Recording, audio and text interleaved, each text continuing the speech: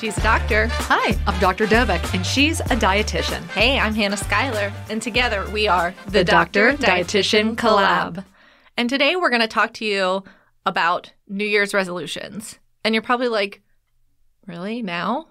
I know. It's a little late for that, guys. Yeah, but this is the perfect time to talk about it. We're going to really break down how you make goals, what are the right times to make goals, what are the things that you need to do, and really just be able to live your best life, because that's really what a resolution is all about. I agree. And I think also this is the time that people are starting to fall off of their resolutions. They've had that January where they're like, go, go, go. Or maybe you did dry January and now you're like, well, what's now my relationship with alcohol? Or maybe you went to the gym and it was crazy and busy and packed and you're like, I don't really know if that's my vibe, or life just got in the way, or it's really cold outside and you don't want to do anything. What do you feel like the vibe is right now on social media in terms of New Year's resolutions? I almost feel like there's not as much hype this year. I don't think there's anywhere near as much hype. And I don't know if it's just that more people are sharing more real content online versus people showing. I think we've gotten away from a lot of that like hyper aesthetic thing where if you go to the gym, you're a gym person and you do this and that, like that, this, that, the other, and people are really showing more, and that's what real life is more of the balance of things. Not that there's not people out there that do that. And then I also saw this kind of concept of some people saying like January is really a bad time to make resolutions because like it's like peak winter. You're going into the coldest months of the year. In Florida, it doesn't make quite as much of a difference. Like it felt like spring today, but places where it's really cold, like you're trying to fight kind of nature, and so maybe January is a bad time to make a resolution. I know. I've thought that, and I really thought about it this year because normally New Year's, honestly, is like my favorite holiday or one of them because I love what it stands for. I love just the whole thought of, not that it erases your wrongdoings or your past, but it just I love the idea of a fresh start. But this year, I felt like I don't really even have a resolution this year. Yeah, I don't either. I don't either. I have some things that I kind of want to start to think about in a new year.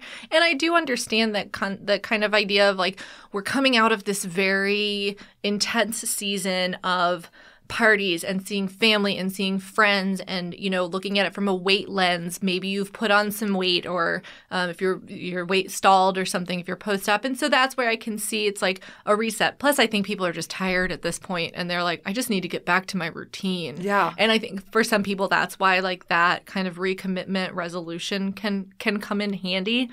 But it's just more about getting back into your routine and your normal and getting past that like holiday indulgence. Yes, I know. I know I indulged. I know. And it's just like, and sometimes I'm like, all right, that's it. Like, here we go. I'm going to be that one in the gym like you just described on day one. And I did take a very long walk on New Year's Day, but I don't know. I did that the day before too. Like, I don't know. I just felt like this year, and I don't know why, I just feel like the energy on Instagram as a whole is like down. Like it's a little more low key. I took a walk around TJ Maxx on New Year's Day. Does that count? Yeah, sure does. I'm sure that was great cardio. I carried some like heavy picture frames around. So what were you buying something, returning something? I was returning something and then buying something. I got new shoes. Oh, you did? Yeah. What kind? Some new Nike sneakers. Maybe I'll use them for my. Oh, there we go. For all this exercise we're going to be doing for this resolution. For walking. Well, there you go. Well, we have gotten a lot of all of you podcast listeners. We love this. And we have gotten those of you who've written us comments or even written us private messages or even contacted us through our website, DoctorXDietitian.com, or emailed us. And we've got a few, actually, that were requesting an episode on this whole phenomenon of a SMART goal. Yes. And I really want to dissect this down and really just reshape, okay, we're going to use this time frame because like you said, I mean, maybe you did have a goal, maybe it was or was not a SMART goal, and now it's February and you kind of already forgot about it. Yeah.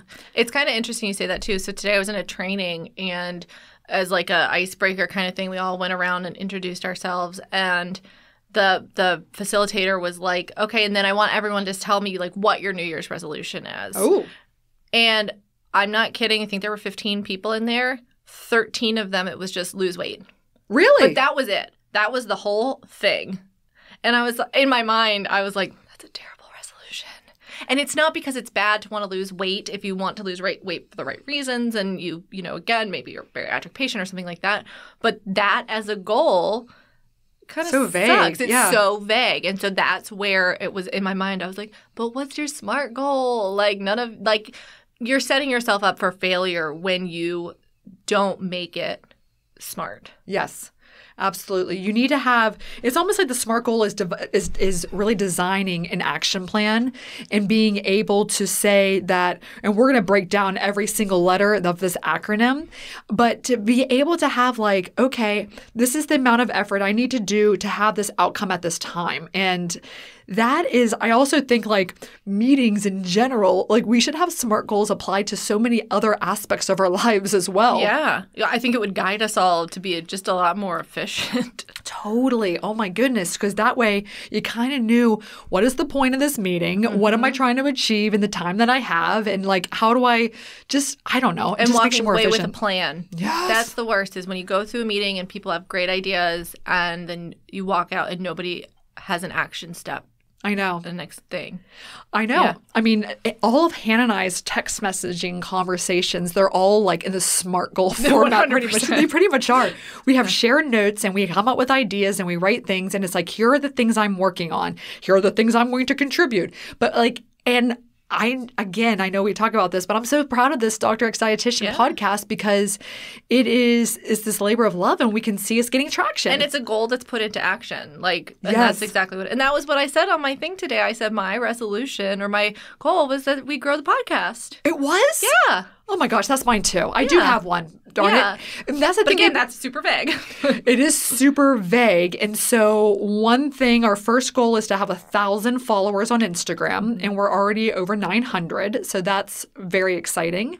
We want to really every episode, our goal is to have 1,000 downloads. And we're getting upwards of 500 already per episode. So awesome. Thank you. Okay, so that is awesome. Okay, so let's talk about SMART goals. So what's the S? S is specific. Okay. And so when we talk about like, I'm going to use lose weight as just like a benchmark because it's a lot of people's goals around this time of year. Again, maybe put on a couple pounds at Christmas and you want to get it off or whatever. You want to lose weight.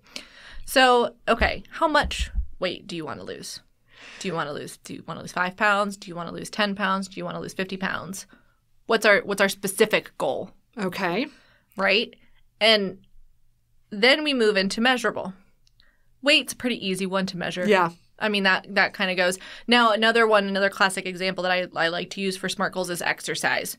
So a lot of people, it's either they want to lose weight or they want to exercise more. And so again, okay, I want to exercise more. So the specific would be what kind of exercise do you want to do? Right? Love that. Do you want to go for walks every day?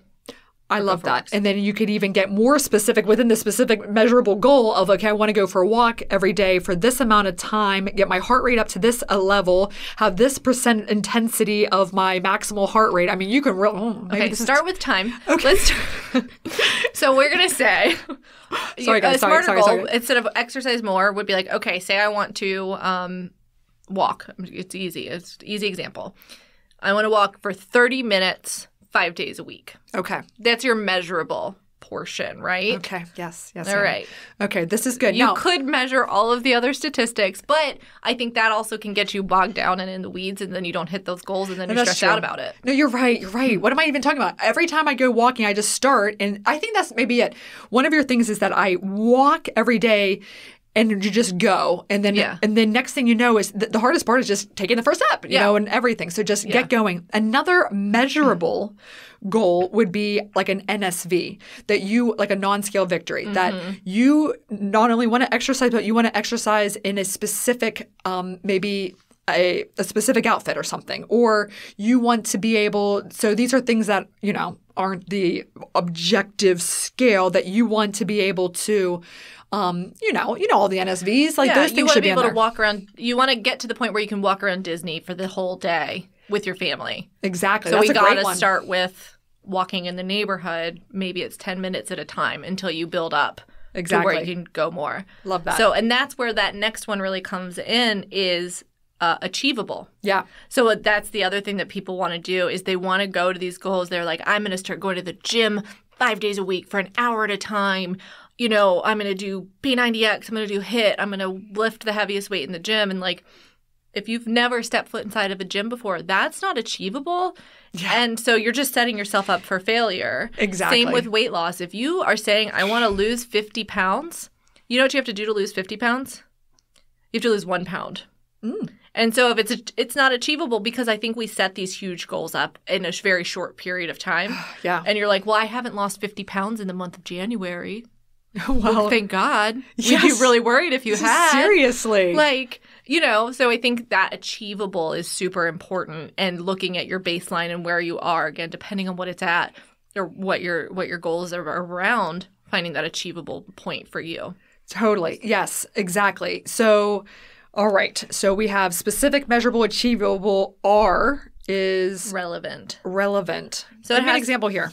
To me, that one's like a little weird, loosey-goosey. Yeah. Let me Google this. Yeah, but to me, it's kind of like you want it relevant to your life. Like, I don't know, maybe you hate golfing, and so like it shouldn't be that your goal is to learn to golf.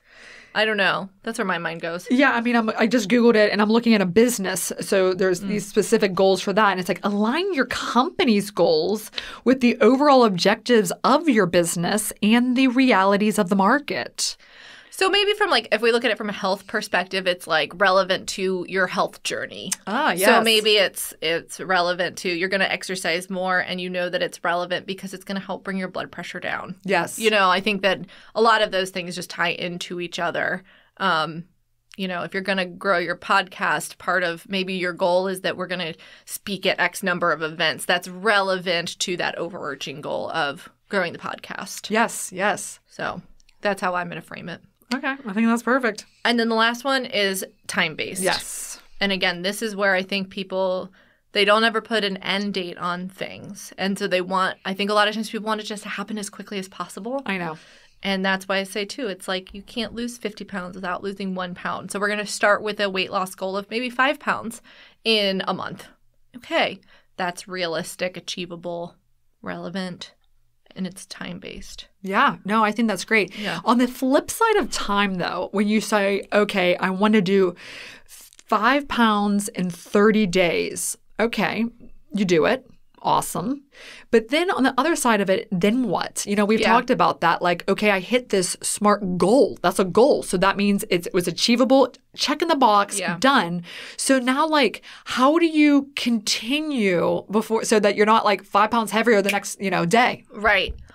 Yeah, that's a good one, because that kind of like, that's like the dry January example of kind of like, okay, so you didn't drink for a month. Now what? Yeah. What are we going to do? Are we going to start binge drinking on the flip side of it? Yeah. And I'm sure there's people that happens to. I'm sure, you restrict for so long and then you go to the other end of things.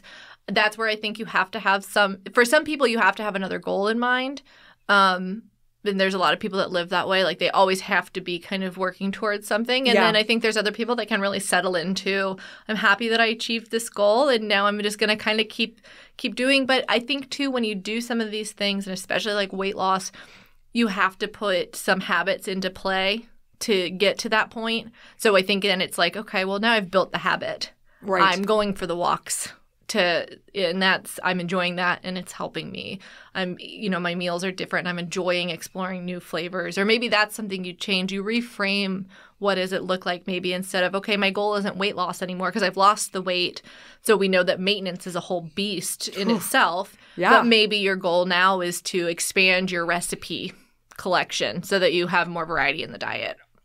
Yeah, get creative. Yeah. I mean, I think that's one of your strongest suits, is how creative you are and how you come up with all these cool ideas. And I think that, well, first of all, as a quick side note, like, if you want to lose weight, talk to your dietitian here who offers this, one-on-one consultation to understand your true goals and how you can. I mean, you've said a lot of things on here. And I think that that's sometimes maybe you might not have a dietitian at finger's length, but you could ask a friend or just talk. I think you need to like express what's on the inside. Like, this is what I want to do. Well, have you thought about X, Y, or Z? Like, no, I have not. Yeah. And like, for me, I think like if you back up, even before we did the podcast, I knew that I had a very vague goal of I wanted to basically normalize and popularize bariatric surgery. That's always been kind of like, in a nutshell, there's still such a bad stigma around it. There's the 1% of all the patients who qualify, less than 1% are getting it. Why is that? How do we make this more mainstream? And that was vague. That's truly like my thing, but I need to be I needed to be much more specific. So having the podcast was something that now I can have like a goal within a goal that is something that I can see kind of objectively if I'm actually achieving that overall mission. Right. And that's exactly, I feel like, what it is. It's like your mission statement or that a company like would have. And that can kind of be your thing. So like you set your mission statement, which usually isn't a specific, it's not like a SMART goal because it's just like an overarching idea. Yeah. And then within that, you have like these smaller subsets of how are we doing, like how are we working towards that big idea of, and that's where something like I want to lose weight. Again, I say that's a bad goal, but it's a bad resolution is really what I should say. And then you have to make smaller, smart resolutions, SMART goals in between and create an action plan. And that's the second part of a SMART goal that I think a lot of times too we don't talk about is like, okay, so my SMART goal is I am going to walk for 30 minutes 3 times a week for the next 4 weeks at 7 o'clock in the morning. Okay, so I think that hits all of the things. Yeah. Now, what's the plan? Yeah. What am I going to do to make that happen? I'm going to make sure I'm in bed by 11 p.m. so that I'm getting my sleep. I'm going to set my sneakers up by the front door. So that I can put them on. Like I'm going to lay out the clothes. I'm going to have my water bottle and my keys right next to each other on the counter, and so I can get up and go and do that. And that, when you think of all those things to do this, it seems a little overwhelming. Like I have to really change. Like it's not just like making one change. I have to make a cascade of changes to be able to get it. But once you kind of like put that into motion and you start to repeat it, it'll become your like new way. Right. Which, I mean, it's tough. It is tough. It's really hard. That's where I struggle. So personally, like I said, I'm not a big like resolutions person. And for me, the struggle has always been like I have the knowledge. It's hard to put that plan in action. And part of it, and this is where I've kind of learned this in maybe the last year or so, is that I am not good at like starting out being bad at something. Yes. I'm definitely somebody who like, you see people who are like, if at first you don't succeed, try again. I'm like, if at first you don't succeed, you're a failure. You failed. That's it. Never do it again. Yeah. So like if you look at like hobbies, like crafts and stuff like that, if I have like watercolors at my house. I tried it for like a week and I was like, nope, I am not a watercolor artist yet. I am not in a museum yet. And so it's hard for me to kind of overcome that. And another really good example was running. My whole life, I have always said I'm not a runner. I never really enjoyed it. I would go through periods of my life where I would try to go for runs, and it just never worked. I mean, I think back to like middle school, we had to run on the track, and we walked. I mean, my friends and I like slow strolled that track and chatted. But I was running last year. I think it was in probably like early spring. I had one of my moments where I was like, I'm going to go for a jog. I'm going to do it. I'm going to like it. I'm going to get the whole thing. I'm going to understand it. And so normally when I run, I put on like fairly intense music. Like I like a lot of, not intense, but like fast paced. Like I'll listen to a lot of like 2000s, like R&B and hip hop. Yes. Because like it like vibes you up. Like it gets you really excited. So this one day I go out for a jog and I put my Spotify on till just like whatever, like just shuffle all of the music I listen to. So it had some very weird things. And I think a country song played actually as I was like starting out my jog. Not what I would normally go to, but I'm like, I like this song. Like it's good. But it had kind of like a slower beat. I realized I ran like a half a mile and I wasn't out of breath. My chest didn't hurt. I looked up to where I was and I was like, wait, I haven't stopped. Normally I run for about 2 minutes and I'm like want to be on the ground. Yeah. Oh, yeah. And I realized it's because I was listening to slower music. Oh. I was just running slower. Like, duh, you idiot. Just run slower. Because you're not a runner. You have not trained or practiced in this. Right. And so that night, I think I ran like It was over a mile. I don't remember now if I did a mile and a half or something like that. But I honestly think I stopped because it got dark out. Wow. Like I normally would have come, like I would have been slogging through or walking. And I ran for like a mile or so at least nonstop. And then like that week I went out more times and I ran I think I ran a 5K that week. Like just on my own, just ran 3 miles. And then it fell off. Like then the spring happened and the summer was there was a lot going on and I fell off of it again. But it was that lesson of like, oh, you don't have to be good at this. You don't have to be good at this right out of the gate. No, absolutely. You have to, you have to lean into your blind spots of things that you know nothing about. I would say that my biggest thing that I've done recently is open Excel for the first time. And I, believe it or not, somehow, I don't know, like when Microsoft products came out, I guess it would be like, Windows 95. So I was like 14 at that time, 15. You're probably like right, just on the cusp of that being like part of it. Like we had typewriters in typing class. Like there was no computers. Yeah, we had computers. So I never had a computer in high school. Right. So I don't know how or why, but like in college, I don't know if it's the science track I was on or whatever, but I know this is like astounding, but I have never myself opened up an Excel workbook and started to do it ever. Never once. Never once. That's wild. 41. Never.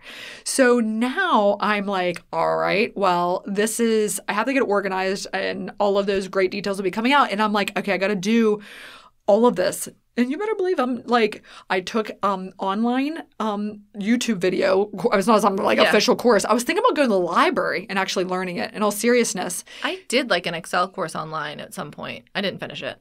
Okay, Classic. well, at least.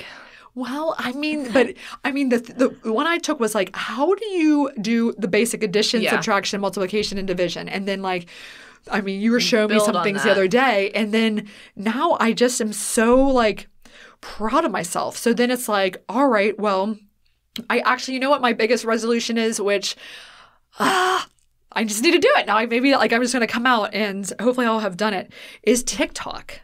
Oh, yeah. All I can hear is the excuses in my head. First of all, I know that a lot of our patients or potential patients consume their information on TikTok. Yeah. And it's entertaining and it's the fastest growing form of social media currently. And there's just so many amazing things. And you don't have to have this huge following to ultimately be able to go and have a video go viral. Right. And so, but I can make an Instagram reel, but I can't I feel like it's just that first step of being willing to be kind of bad at it. I know. And putting out some bad content, you know? I know. But it's I know I'm the same way because I have a TikTok. I don't really use it that much. I mostly consume. And then I sit there and I'm like, well, why am I consuming? But then I go to try and make a video and it's not easy. And I think that's part of a lot of this stuff can be discouraging when it's our brains want to do the easy thing, generally speaking. And so it's kind of it's way easier to scroll than it is to create. Yes. And so that's the same with anything. It's that for, like you said, taking that first step. And again, to me, it's overcoming that, you're allowed to be bad at this or not great at it. You don't have to be you can just do it. And it may not go viral, and it may, it takes a long time to grow things or to see changes in your body or to make a habit. What is it, 21 days or something to make a habit or something at least. And so, yeah, to me, that's a lot of the, for me personally, is a lot of the struggle. I know. And it's also, social media, we could go on and on about it, but it's also, like you said, about if everything doesn't go viral. So I had a reel on my Dr. Dovec Instagram that did go viral. It has 400,000 views. Did you know that? No. So anyway, yeah, it's this one where I'm essentially 2007, everyone. Don't go into surgery if you want to be a wife and a mom and all that. And then it's essentially hold my beer. And as I go into here I am now, I've done more surgeries than any other female in the U.S. and I am a mom and participate in the PTA. And actually today they wrote a thing and they're like, hey, we need a mom to decorate the doors. I'm like, since when did the parents have to decorate the door? But whatever. Yeah. So that's no problem. So I'm like, all right, I'm going to go. I want to decorate this door of this school. And it's going to be like, I mean, this is going to be the best door It's you've ever gonna be like the RA seen. door. It's going to be like the RA door. Absolutely. My resident assistant days. But anyway, and I think that, so then now I want that high again. To see that the first, like, in less than 60 seconds, I got 18,000 views. I was like, wait, what? God. Is this wait, what's happening? Yeah. So you want that again. And then when you see, like, oh, I got 5, and I'm pretty darn certain they were all me looking at this thing over and over again. You know, like. It's all my different Instagram accounts liking like, it. It's DoctorXDietitian, it's Nutri Health, it's Dr. Dovec. Like, darn it. I'm like, Aaron, put Instagram back on your phone just so you can watch it. I need another view. Like, I'm like organically trying to get views on Reels. Like, what is happening? So anyway, like, it can be frustrating again when you're not the best, where you're not getting the feedback in some sort of capacity that you want, whether it be through compliments or views or likes or even a number on a scale. And that's it's frustrating. It is frustrating. And you know, again, that's where it's hard. That's why it's hard to keep a resolution, because if there's not that feedback in whatever way you're looking for it, it's not going to happen. And then too, I think the hype drops down. Again, it's winter time. Like, people are cozy right now. I know. And that's great. I mean, it's like soup season. I love soup season. Oh, I love soup. That's my favorite. Yeah. And so I think also just like giving yourself some grace in the whole thing and knowing that, all right, maybe I I resoluted to do this. That's not a verb, but whatever. Back in January, and I've fallen off. And I think a lot of times people assume that then that's it for the year. Yes. And that you can't, like, it's like, well, got to wait for next January 1st. And it's like, really don't. You can start whenever you like. I liked the concept somebody put online. I saw that said, like, instead of doing New Year's resolutions, we should do like first day of spring, as like we enter a new season. And like, again, it's when things are starting to blossom and grow and kind of come out of the cold and come, like out of these winter time, like we're coming into a new season. So, kind of goes along with like the spring cleaning and like, I don't know. I kind of liked that as a concept better than, and I don't remember who said that, but I mean, I love that whole concept of a fresh start at any point. Yeah. But there has to be at the same time consistent effort. Yes. I was talking to somebody the other day, and she was talking about the good old book From Good to Great, the business book, and she's like, let me summarize it for you. And that is to be hyper focused on something. And it's not like, okay, today I'm going to do this business, or tomorrow I'm going to do that. Like, no, we're committed to this podcast and we're going to be all in on it, or like whatever it is. Like, and so it would be weird if I started practicing gynecology at this point. Right. If it's like, okay, you need to change, but I can't change my mind again in another month. Like, I got to really like, okay, fine, you can be a gynecologist, but you got to really go all in. And that would pretty much be it for the rest of my life, because it wouldn't be enough time. So, in the words of Ron Swanson from Parks and Rec, don't half-ass 2 things, whole-ass 1 thing. Oh, man. We need to make T-shirt merch alert. That's brilliant. Yeah, but that's what it is. It's kind of like going all in on that and having that mindset. Oh, yeah. Yeah. It can be tough, though. It can be really, again, that's where I personally struggle. So I know that people out there are feeling the same way of like, I have the plan, I have all the things, but like just committing to it. And so finding, whether it's finding somebody that wants to do it with you, I think just going to say that. I think that's probably like, to me, that would be like the top way. Like my husband and I have talked about, like, we were going for like nightly walks and everything, and really it stopped probably right around the wedding, and then also when the time changed, because he'd get home from work and it was already dark outside. But we were like, well, maybe we need to go back. We used to walk when we lived in Chicago, we'd walk through Lincoln Park every morning at like 6 o'clock in the morning. I would almost murder him because he'd be talking about Warren Buffett at 6 o'clock in the morning. Wow. And I would point out every single dog that I saw. But like, we did it together. And this was like peak COVID. So everything was super shut down. Yeah. And so like we would go for walks, but he was like, maybe we need to get back into like that routine. And, yes. But if he's not, like, if we don't both commit to it, it's hard to just do things by yourself sometimes. Well, I was just going to say, you need an accountability partner. Yeah. And with this podcast, sometimes it's like, okay, we're going to post 365 something on our Instagram story with a date on it. And like, all right, so we've got the old shared spreadsheet going so we don't repeat, and that we like, and then like you kind of dove in. So like, I'm not going to back out now. Like, okay. And then, so you just like, you just keep going with that. And then also with COVID, you know, COVID's such a great example of how like your life can like shake up, but maybe for the better. Like you were describing like, you didn't have any other options, and so you actually had conversations, and you actually took walks, and because that was the only activity. And I always think about like the fact that we in March of 2020, because of necessity, went 100% virtual with the practice. And that was something that, let's say the medical assistant or the front desk receptionist or you, the dietitian, myself, the surgeon, what have you, wasn't all into that, it wouldn't have worked. Right. Like you couldn't like be like, okay, so Hannah wants to see her patients in person. And so that's a different type of a workflow.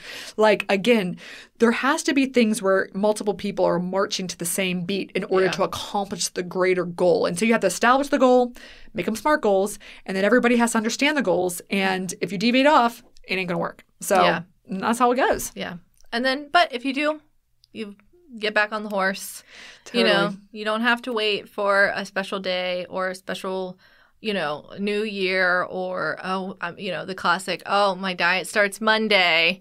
You know, I think a lot of people fall into that trap, and then Monday comes and goes, and then, well, now I have to wait till next Monday. I'm like, yeah, you could start on a Wednesday. It's fine. Like, totally not going to hurt anything. Yeah. And sometimes maybe that's better because it's like, okay, this is the day. And sometimes, too, it's finding the day that it's like I said with my running. Like, there's just days where I'm like, you know what? I really feel like going for a jog. And it doesn't happen often. But when I feel it, I'm going to do it. I'm going to take that opportunity. And then I'm going to see that as a chance that maybe this is the time that it sticks, you know. And again, it's something that I think about. And I'm like, I should continue to do it. And run, Forrest, run, baby. Let's go. Just joggy. So what do you think about the word resolution?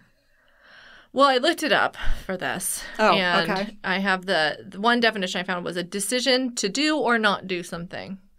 So it's like a decision. Like to me, that's like, okay, I'm going to decide to drive to Starbucks. I don't know. It doesn't seem like a very big like there's like no gravity to it. Yeah. It's like, so then the one thing I found was like as opposed to a resolution, making resolve and resolving yourself to something. And resolve is a firm determination to do something. And to me, that has more of that like grit to it. Like it's that like determination. You're gonna do it. I'm resolving myself to like do this. So I feel like even having that kind of mindset shift. What do you feel like? I mean, we've talked about this a little bit before, but to really specifically look at that word resolve, like resolve to evolve, and all the determination and just perseverance and dedication and hyper focus on those things. Do you get that internally? That fire to do it, or do you feel like you need external motivations? For example, do you feel like you have to put it out into the world like, I am going to do this on this date, and then that kind of like pushes you, even if you're procrastinating it, but you got to get it done because you put it out there? I need the external because of just how I function. Yeah. If I'm just, you know, and I think that's super individualized. I think there are some people who are like, I've got to do this. I'm the only one that it matters to me. I don't care how anybody else thinks or, you know, if they're involved or whatever. And then for me, like, I got to have a deadline on something because if I don't, it's just going to be push. And that's probably, maybe that's what I'm really missing when I'm making goals is that time frame of like, I'm giving myself like an end point even to say, we're going to come back, you know, maybe if I start jogging, it'll be, I'm going to do this for 4 weeks. Yeah. And then reassess my goal. Yes. And that's the other part that I think is missing from the SMART is like that follow-up reassessment of your goal. I think so too. And what about even consequences to not doing it? Like if it's just sort of like there's no stakes in it. Right. I mean, then like whatever. Yeah. And that's something too. Like a lot of times people will, if they like say they want to run more, they'll sign up like for a 5K. And so that they have that. That's a great example. Like a great, you know, like, all right, I have to be ready to go by this date. And I've spent $35 on my admission to my 5K. Yeah. Fun fact, the only 5K I've ever participated in, I did something called a bandit run. And it's where you don't pay for the 5K. You just go and run it with all the people, and you don't get a T-shirt at the end. Oh, so there's like a name for that. Yeah, you're a bandit. Oh, so you don't get like a number, and they don't time. You don't get anything. You just are following basically the track that they. Oh my gosh! Did that in Philly. Wow. Well, interesting. Yeah. Well, I did 5. I'm not a runner either, and there's something severely wrong with my knee, but I don't even know. But anyway, so I know I'm too tall. I don't know. Maybe I'm making excuses, but I did do so in Baltimore. GBMC has the Father's Day 5K. And I was like, well, I'm going to be this weekend warrior, like I'm coming out. I'm going to show people that, like I'm here. And a lot of our patients did it. One year we had a team for our office. There was 100 patients that showed up. We were like made up the bulk of the 5K participants. It was like fantastic. That's awesome. And so anyway, I would run it, and even at the point where I couldn't walk down steps afterwards. I don't know really what that was all about, but I hear you, but I was determined. And what we did was every Saturday, starting in January, for sort of like this resolution or this resolve to do this, that you would sign up for the 5K by New Year's Day. You got a severely discounted rate, so it was like $10 instead of 30 or something. And then ultimately, we came together every Saturday, and then that was the thing was to do the 5K. The culmination was the 5K in June. It was awesome. Yeah. We got to do something like that. I know that we're in like Florida where like things are like spread out, but yeah. All that stuff. But boy, we would love to hear from you guys out there. Like, we love it when you contact us. I would love to hear, how is your New Year's resolution going? What are you doing? Is it working out? Have you pivoted and changed course? Is it a SMART goal? Do you need some help? Let us know. We're here. Check us out on DoctorXDietitian.com or on Instagram at DoctorXDietitian. Leave us a comment. Send us a message. We're looking forward to hearing from you all and seeing you next week. Bye, Dr. X Dietitian fans. Bye.